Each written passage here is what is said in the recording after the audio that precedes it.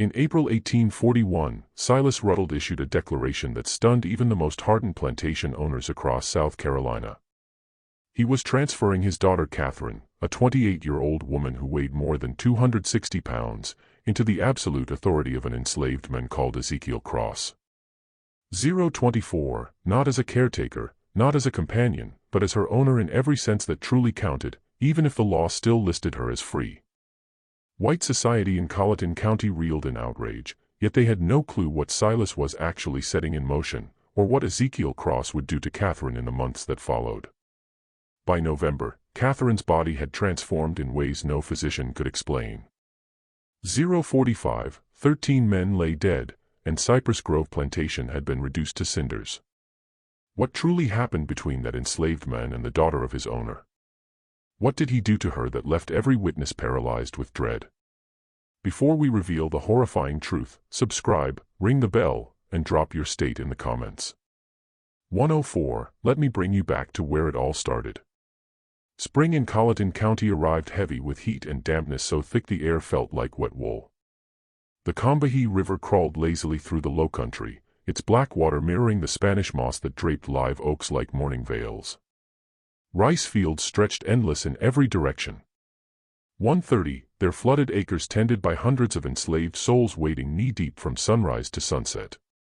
This was wealth forged from torment, prosperity wrung from human anguish, all of it rationalized by men who assured themselves that cruelty was merely the natural way of things. Cypress Grove sat on 800 acres of decent but not spectacular soil. 152, its master, Silas Rutled, hovered just outside the county's true aristocracy, yet craved admittance with every fiber of his being. He owned 58 enslaved people, enough to be comfortable, but barely middle tier among the local elite. The real powers owned thousands of acres and hundreds of human beings. They summered in Charleston, sent sons north to college. 219, their names alone could open doors or ruin lives with a whisper. Silas had wed Elizabeth Yancey in 1812, a marriage that delivered respectable land and a respected name. Elizabeth had been a practical, record-keeping woman far more interested in ledgers than in society. She died in 1813, bringing their daughter Catherine into the world. 244, for 28 years Silas raised Catherine alone while pouring his ambition into cracking the county's inner circle. He was tall, gone from obsessive hunger for status, his hair gone iron gray too soon, lending him a stern, icy look that matched his nature. 307, in dealings he was known as shrewd but fair enough, a man who bargained hard yet honored his word.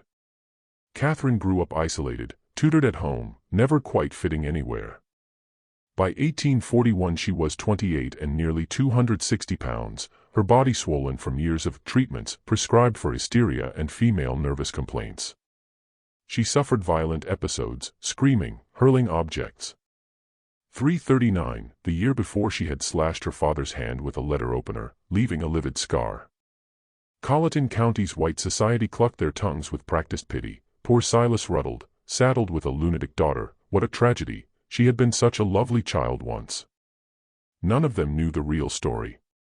406, none suspected what Catherine had seen at age 12, or that her madness was nothing less than a sane reaction to living among monsters. On April 7 a letter arrived by private courier. Silas opened it in his study expecting routine business. Instead he found 3 sheets of costly paper sealed with red wax and a symbol he knew instantly. 427, a scythe crossed by stalks of wheat, the mark of the brethren of the harvest. 13 men who met in secret to conduct blood rites they believed fed the earth itself. They blended ancient European practices with knowledge taken from the enslaved who truly understood spirits and power. They held that the strong were destined to consume the weak, sometimes literally. 452, Silas had been initiated in 1822. Over 19 years he had attended perhaps 40 gatherings, taking part in ceremonies that ranged from unsettling to unspeakable. The letter stated he now owed $12,000, gambling debts and failed ventures, an impossible sum that would force him to sell nearly everything. 520, yet the letter offered another path, a display of absolute loyalty required of any brother in distress. Silas was to place his daughter Catherine under the total authority of one of his own enslaved men, not as temporary punishment, but as a genuine, year-long transfer of dominion. 5:44, the men would control her person, her routine, her very treatment. Silas would announce this publicly at a gathering of the county's leading families, claiming it was radical medicine for her affliction. The humiliation would be total. In a world that prized white womanhood above all else, he would proclaim his own daughter worth less than his property. 6:13, in return, the debt vanished and the brethren would prop up his finances. That night Silas sat hours in his study weighing ruin against disgrace. Bankruptcy meant obliteration. The brethren controlled every court, every lender. Or he could trade his daughter's dignity for his own status, the choice society had trained him to make without hesitation. By candlelight he penned acceptance and dispatched it before dawn. 6:58, 3 days later another letter arrived bearing a name and short history, Ezekiel Cross, 33, lately purchased through an agent from Virginia. Skills, carpentry, herbal knowledge. Temperament, quiet, compliant. The letter omitted that Ezekiel had been chosen deliberately, that his arrival at Cypress Grove was orchestrated, that he carried a slow-burning hunger for justice and the patience of a man who had waited years for precisely this door to open. 7:24, on April 13 Ezekiel arrived in a wagon driven by the trader Henderson. The wagon stopped at the main house, an oddity, as slave sales usually happened near the barns. Silas stepped onto the porch, squinting into morning sun. Ezekiel sat in the wagon bed, and the first thing Silas noticed were his eyes. 7:45, most enslaved people kept their gaze lowered as armor. Ezekiel met his stare calmly, measuring. It unsettled Silas deeply. Ezekiel stood perhaps 6'2", broad-shouldered, lean from lifelong labor, his skin free of whip scars, clothes plain but clean. 8:09, his hands were large, calloused, yet his fingers moved with the precision of a craftsman. Henderson handed over papers. Ezekiel Cross, as ordered. Former owner said he's quiet but able. Your friends wanted you to know he was handpicked. Silas barely scanned the documents and spoke directly to Ezekiel. 8:35, you know why you're here? Yes, sir. Deep voice, measured, faint Virginia cadence. My daughter is unwell. You will oversee her care. Physicians have failed. You claimed skill with plants. My grandmother was a healer, sir. Taught me before I was sold away. The sale concluded swiftly. 8:56, Ezekiel was given a small cabin near the house, apart from the quarters, basic supplies, and told his duties began tomorrow, solely Catherine's care, with grave consequences for failure. He nodded, yes, sir, then was left alone.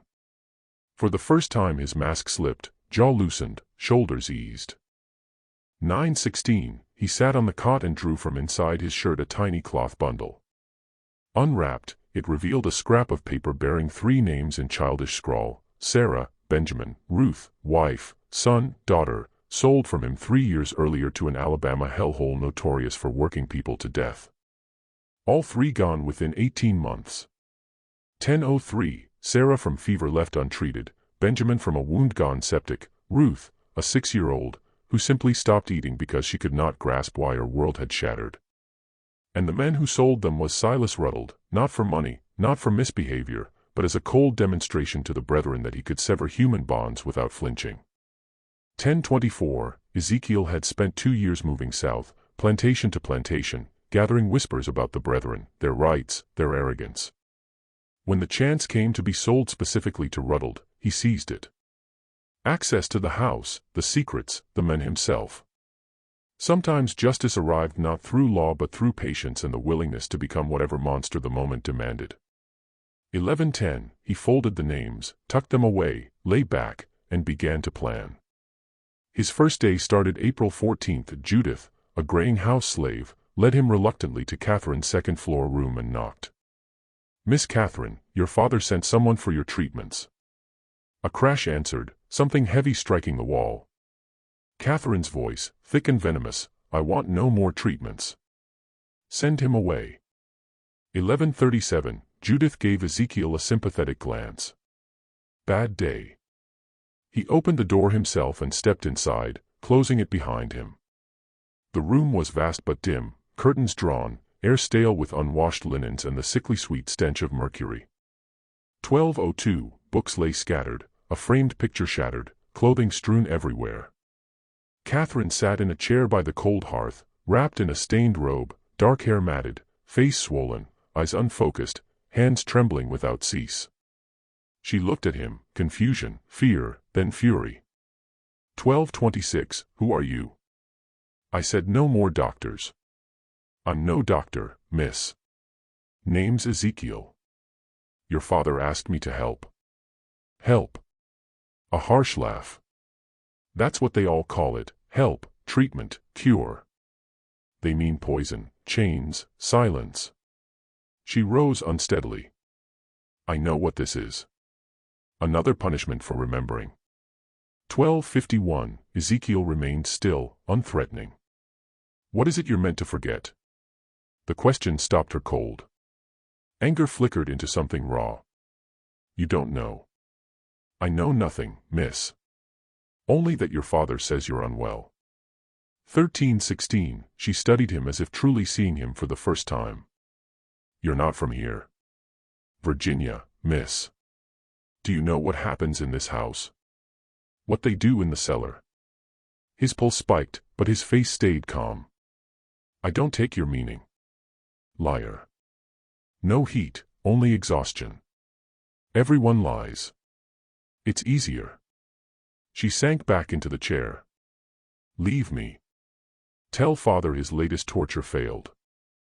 13:41, instead Ezekiel crossed to the window and flung the curtains wide. Sunlight poured in. Catherine flinched, shielding her eyes. When did you last step outside, miss? I'm too weak to walk far. When did you last eat without laudanum? The medicine is required. Doctors insist. 14:01, what if the doctors are wrong? Her hands lowered. She stared, hope warring with terror. What did you say? Ezekiel turned. The first move on the board. I said, what if everything you've been told about your sickness was meant not to heal you but to keep you docile? What if your father has been poisoning you all these years so you'd never be well enough to speak of what you saw? 14:36, silence. Catherine's eyes widened, trembling ceased. 30 seconds, she processed. When she spoke her voice was clearer. He told you. Your father told me nothing. But I have eyes. I know mercury poisoning when I see it, long-term laudanum abuse. No healthy woman ends up like this unless someone works hard to make her that way. 15:03, suspicion flared again. This is a test. I'm telling you I can make you truly well, clear-headed, strong enough to leave this room. It won't be gentle. Your body is addicted. Withdrawal will hurt worse before it heals, and your father will fight it. 15:29, then why risk it? Ezekiel met her gaze. Because I have my own reasons for wanting Silas Rutled to suffer. And the surest way is to give him back a daughter sane enough to remember everything, and strong enough to tell it. 15:53, blunt truth was dangerous, but Catherine was broken, not foolish, she would smell manipulation. Shared purpose she might trust.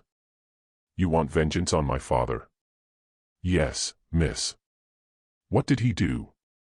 He sold my wife and my 2 children to their deaths just to prove he could be cruel without remorse. 16:16, Catherine absorbed it, nodded once. The brethren. He did it for the brethren. Not a question. The brethren, miss. A laugh edged with mania. You'll learn. She leaned forward. If I let you help me, what then? You get well. Then we decide what comes next. My revenge, your revenge, maybe they run the same path. 16:41, she weighed him a long moment.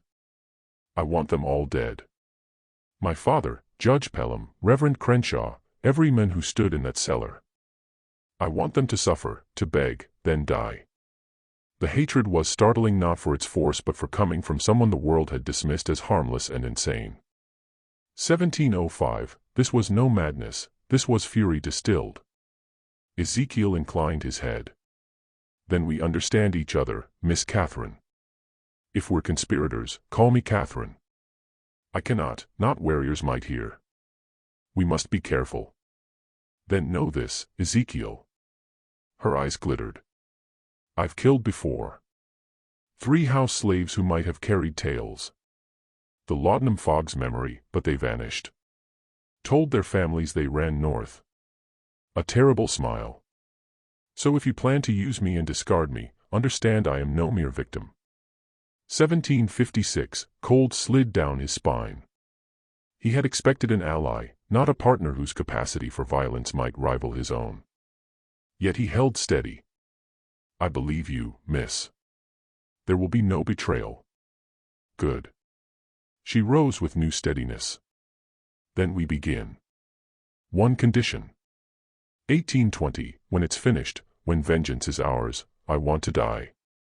I will not live carrying what I've seen and done. You will help me. He hadn't expected that, but the pact was sealed. Agreed. She extended her hand. After a beat he clasped it, her grip surprisingly fierce. 1851, over the next week Ezekiel began the slow, brutal detox. Valerian root for sleep, chamomile for the gut, milk thistle for the liver. Catherine endured 3 days of fever, shaking, retching while he held the basin, cooled her brow, spoke low and steady so she never felt alone. 1922, when the worst passed she was frail but lucid, tremor lessened, speech clear, able to read again. Then the real work, short walks that grew longer, strict portions of lean meat and greens though comfort eating fought him every step. And they talked. 1946, Catherine described the cellar at age 12 in detail that turned his stomach, yet he listened without flinching. She spoke of years of being told her memories were delusions, of the hidden journal logging midnight visitors, strange sounds from below. 2026, Ezekiel told her of Sarah who sang in the fields and taught their children letters in secret, of Benjamin whose mind for numbers stunned overseers, of Ruth who gathered wildflowers to brighten their cabin. He told how Silas inspected them like cattle, smiled as he split the family simply because power allowed it. 2132, Catherine listened with newly sharp eyes. I'm sorry. Sorry is only a word, but I am. You bear no blame for what he is. No, but I bear blame for what I do next. And I swear, Ezekiel, he will pay for what he stole from you. They all will. 2159, the public announcement came April 29th, 41 guests filled the dining hall for what invitations called a family matter. The county's finest arrived in carriages, Judge Pelham and wife, Reverend Crenshaw, Banker Lyle, Planter Fanning.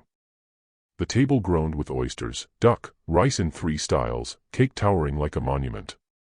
2252, Catherine sat at her father's right, eating sparingly, speaking only when addressed. Ezekiel served with the house staff, silent, invisible, yet he heard every word, watched every glance, memorized alliances. 2320, after dessert Silas rose, glass in hand. Friends, Catherine has suffered long. Every physician failed until Ezekiel here, skilled in herbal ways, brought improvement you can see, calm, clear, herself again. Polite murmurs. Catherine kept her face serene, knuckles white beneath the tablecloth. 2345, this progress demands a hard choice. Her care requires more than the household can give. Therefore, effective tonight, Ezekiel assumes full authority over my daughter's welfare, her treatment, routine, everything. 2400 hours 12, the room shifted from confusion to shock. Marcus Fanning spoke first. Silas, you're placing your daughter under a slave permanently. Her health matters more than convention. Reverend Crenshaw tried gently, surely a companion. Silas cut him off, voice like iron. My decision is made.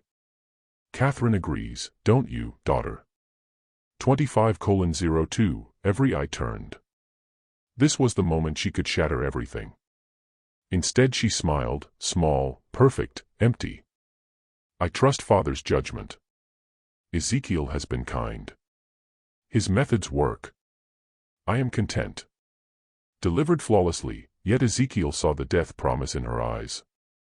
25:30, the evening ended awkwardly, some left early, others lingered to press Silas privately. Ezekiel caught whispers, the brethren won't like this made public.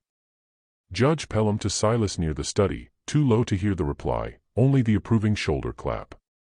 26:00 later, Ezekiel tapped at Catherine's door. She sat by the window still in her gown, staring into darkness. It is done. I belong to you now. Property of property, absurd. How do you feel? I want to burn this house with them all inside. But patience, yes. Yes. I agreed so they feel safe, so they dismiss me as father's odd one while we move in the shadows. 26:46, from her dresser she drew a wooden box, pages of her coded journals. Everything I remembered for 16 years, dates, names, rituals disguised as nonsense. Enough to ruin 20 men. Would anyone believe us, a madwoman lately recovered and a slave? No. We need undeniable proof. She produced one sheet. They keep a ledger of every rite, every sacrifice, every participant. Mutual guilt binds them. 27:30, where? Hidden room beyond the main cellar. Father bragged once before he realized I'd remember. Ezekiel felt dread and exhilaration. We take it when the house is empty. Father goes to Charleston May 14th, 3 days. 2 weeks to prepare. I've mapped every inch in my head for 16 years. 28:12, an hour of whispered planning, cellar layout, keys, schedules. By 2 a.m. Ezekiel returned to his cabin, mind racing, now bound to a woman brilliant, broken, and terrifying. 28:55, he drew out the paper with his family's names, whispered to them by candlelight, then slept little. 2 weeks of deceptive calm followed. Catherine's weight fell, strength rose, mind stayed razor-sharp. She decoded journal sections that chilled Ezekiel to the bone. The brethren were merely one node in a web spanning the South, same structure, same beliefs in blood-fed power. 30:05, sacrifices were not always human, sometimes animals, sometimes the disappearable, runaway-seeking slaves, poor wandering whites, once a child, she wasn't sure. Bodies fed to swamps and gators. The ledger recorded 4 decades of atrocity so no member could ever betray the rest without self-destruction. 31:22, May 14th, Silas departed at dawn for Charleston. They waited until full dark. Catherine wore simple black, hair tightly bound, ready for war. The cellar door hid behind kitchen paneling, a hidden latch clicked, revealing narrow stairs descending into damp and rot. 32:10, the main chamber was 30 feet square, low-beamed, earth floor, stone walls weeping. A heavy table at the center scarred with old blood. Robes, sealed jars, books. Catherine led him unerring to a certain stone, pressed, it swung inward to a smaller room. There stood the ledger, massive, iron-clasped, flanked by smaller journals and shelves Ezekiel refused to study closely. 33:50, they read by shuttered lantern. Page after page of clinical horror, timed rituals, consumption of victims for power transfer, 37 named dead at least. Ezekiel found his family reduced to 3 lines in 1838. Rage shook his hands. 35:31, they worked 3 hours copying key entries, Catherine the rituals naming current brethren, Ezekiel the victims. Focused, they never heard the footsteps. 36:20, lantern flare announced Silas and 6 armed men. Impressive, Silas said calmly. I didn't believe you'd find the inner chamber. Catherine stepped between them. You were meant to be in Charleston. I never left. I suspected your miracle recovery. Returned this afternoon and waited. 37:07, they were seized and locked in the study. Catherine immediately produced the copied pages she'd concealed in her dress. Father was too arrogant to search me. That buys nothing if we're dead. We won't die tonight. I'm still his blood. 39:12, soon voices gathered, horses, carriages. The brethren assembled. Marcus Fanning opened the door. They're ready. Down to the cellar again, now transformed. 13 robed figures in a circle of candles, crimson-draped altar, Silas at the head. 40:25, Silas addressed them. The intruders had seen the ledger, must be dealt with. Judge Pelham demanded immediate execution. Silas refused, his daughter was blood, and the slave offered opportunity. He offered Ezekiel associate membership, participate, and in return the brethren would help destroy the Alabama planter who actually worked Ezekiel's family to death. 42:01, refuse, and both die, evidence burned, everything continues. Catherine shook her head fiercely, do not become them. Ezekiel pretended to weigh it, then bargained. Catherine goes free, truly free, north, with money, or no deal. After debate, Silas agreed, Catherine to Philadelphia under new name, Ezekiel initiated in 3 weeks.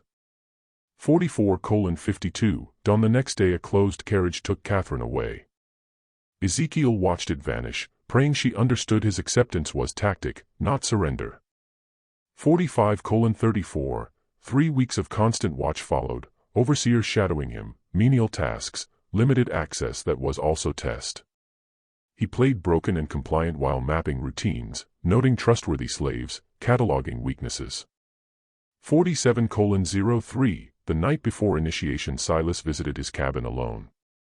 He spoke of the brethren's reach, offered Ezekiel a twisted reformer's path from inside, warned that Catherine was not truly in Philadelphia, his men watched for her. Tomorrow do whatever is asked without hesitation, or she dies the moment she surfaces.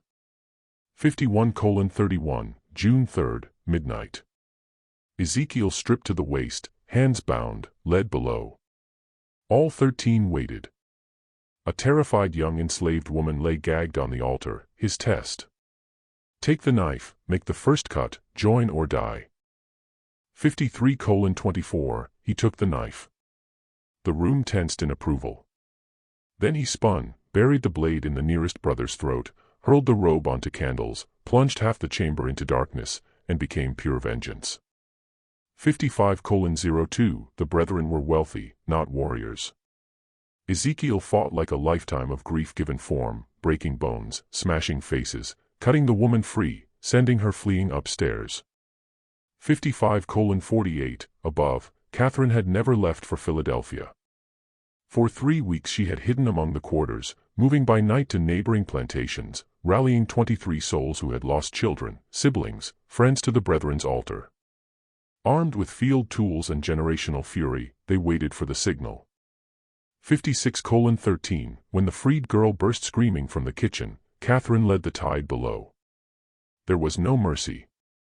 Judge Pelham fell to an axe before drawing his pistol. Reverend Crenshaw begged and died begging. Silas tried one last card, knife to Catherine's throat.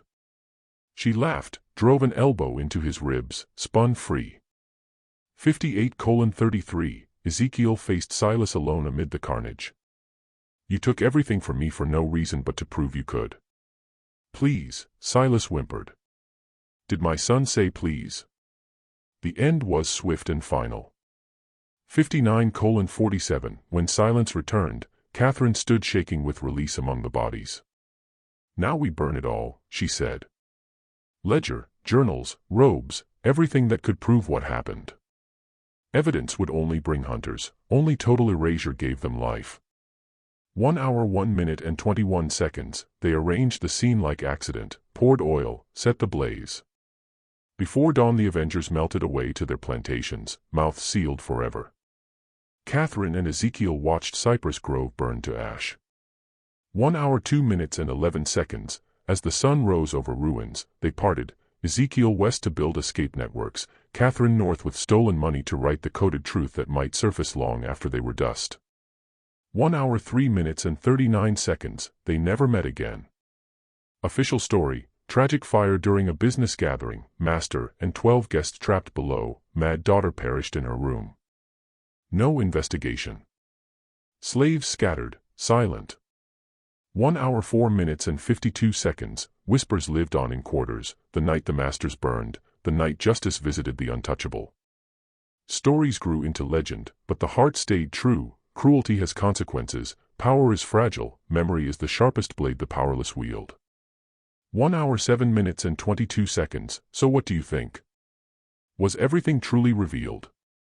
Does that coded journal still wait somewhere for the right eyes? Drop your thoughts below. 1 hour 7 minutes and 55 seconds. If these shadows of history gripped you, subscribe to Liturgy of Fear, tap the bell, share with someone who craves the place where history and horror collide. Some stories refuse to stay buried. Some voices will be heard. See you in the dark next time.